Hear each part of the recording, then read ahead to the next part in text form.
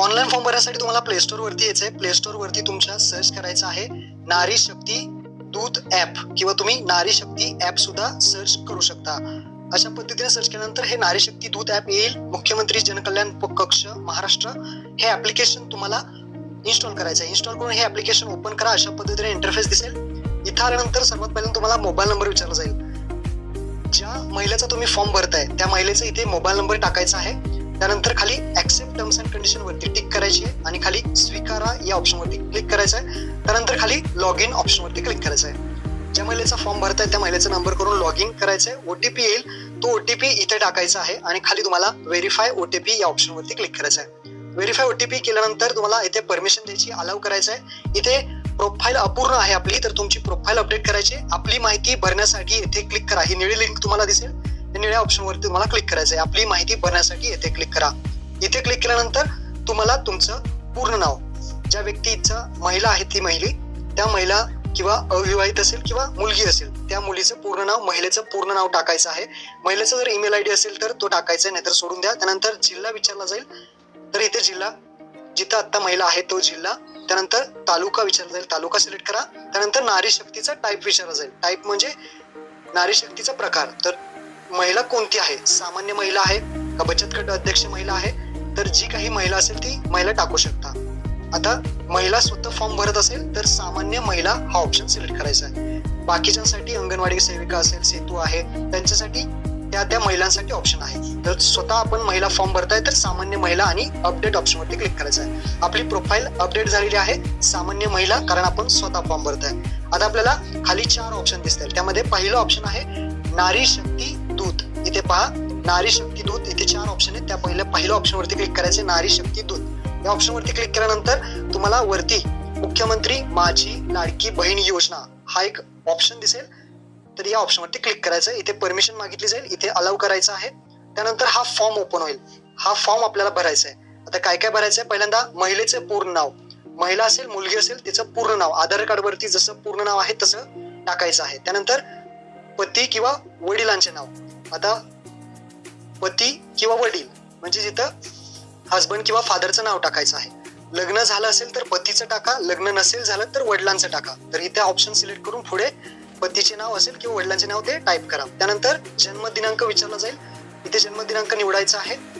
21 ते 65 वयापर्यंत जे काही जन्म दिनांक आहे तुम्ही तुमचा जन्मतारीख ते निवडा. त्यानंतर तुम्हाला इथे तुमचं जन्म ठिकाण निवडायचं आहे. जन्म ठिकाण म्हणजे तुमचा जन्म कुठे झाला तो जिल्हा, त्यानंतर तुमचं जन्म ठिकाण तालुका आणि जन्म ठिकाण गाव.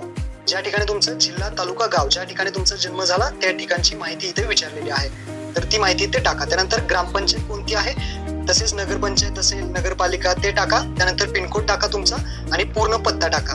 अशा पद्धतीने पूर्ण पत्ता टाकल्यानंतर खाली तुम्हाला मोबाईल नंबर विचारला जाईल. तर महिला जो आहे त्या महिलेचा मोबाईल नंबर किंवा मुलगी असेल त्या मुलगीचा मोबाईल नंबर टाकायचा आहे. त्यानंतर आधार नंबर, महिलेचा जो काही आधार नंबर आहे तो इथे टाकायचा. एकदम व्यवस्थित माहिती भरा. त्यानंतर खाली एक ऑप्शन आहे शासनाच्या इतर विभागामार्फत जर राबवण्यात येणाऱ्या काही आर्थिक योजनेचा लाभ तुम्ही घेता का.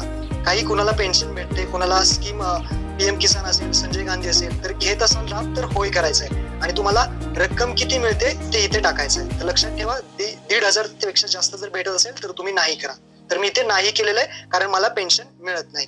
त्यानंतर खाली वैवाहिक स्थिती विचारली आहे. वैवाहिक स्थिती म्हणजेच अविवाहित आहे का, विवाहित आहे का, विधवा आहे का, परित्यक्त्या आहे का, निराधार आहे का, घटस्फोटित आहे.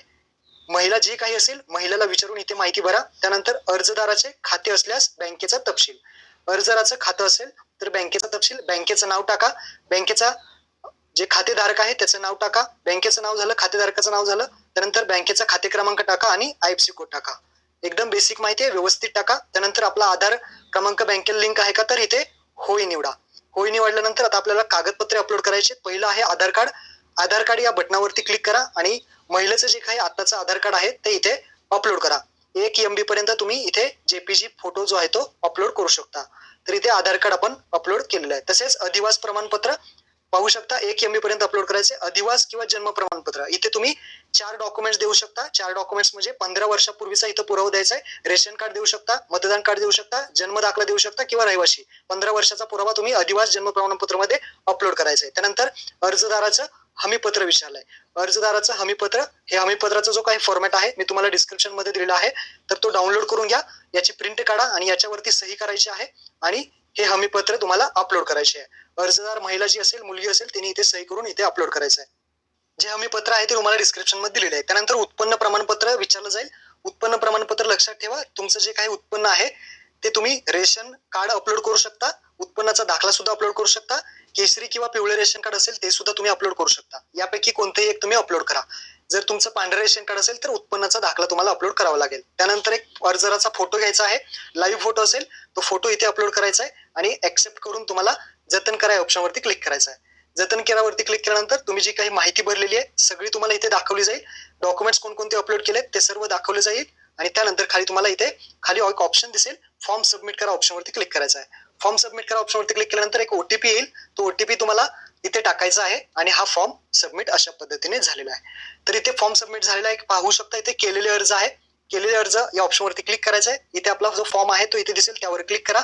फॉर्म सबमिट झालेला दिसेल, एक कोड दिसेल आणि तसेच कधी फॉर्म भरला आणि फॉर्म पेंडिंग आहे मुख्यमंत्री माझी लाडकी बहीण योजना, ते सुद्धा तुम्हाला असं स्टेटस सुद्धा चेक करू. काही दिवसांनी हा फॉर्म तुमचा चेक केला जाईल आणि डॉक्युमेंट्स बरोबर असतील तर तुमचा फॉर्म जो आहे तो ऍक्सेप्ट केला जाईल. तुमचा ऍक्सेप्ट झाल्यानंतर तुम्हाला जो काही पहिला हप्ता आहे 1,500 रुपयाचा तो मिळणार आहे. तर अशा पद्धतीने हा फॉर्म भरायचा आहे. एक गोष्ट लक्षात ठेवा, फॉर्म भरताना जे काही अधिवास प्रमाणपत्र किंवा जन्माचा दाखला जर तुमच्याकडे नसेल तर तुम्ही 15 वर्षापूर्वीचं शाळा सोडल्याचा दाखला देऊ शकता.